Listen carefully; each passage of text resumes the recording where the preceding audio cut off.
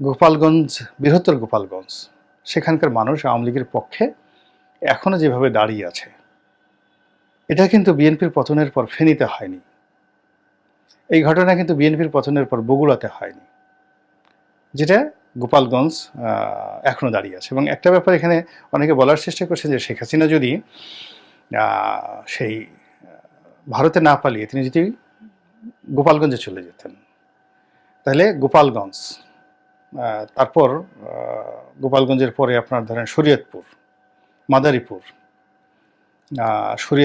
মাদারীপুর এবং খুলনার একটা বাগেরহাটের একটা বিরাট অংশ এবং বরিশালের অর্ধেকটা, এটির মধ্যে এমন একটা সিমেন্টেড অবস্থা হয়ে যেত যে সেখানে যদি সামরিক বাহিনীকে ইন্টারভেন করতে হতো, যুদ্ধ লেগে যেত, রীতিমতো যুদ্ধ, একদম গেরিলা যুদ্ধ লেগে যেত।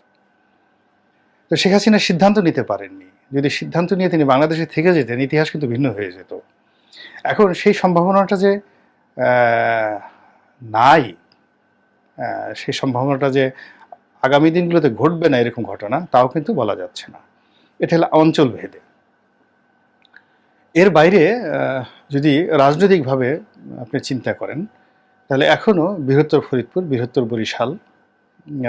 বরিশালের সঙ্গে সঙ্গে অন্যান্য এলাকাতে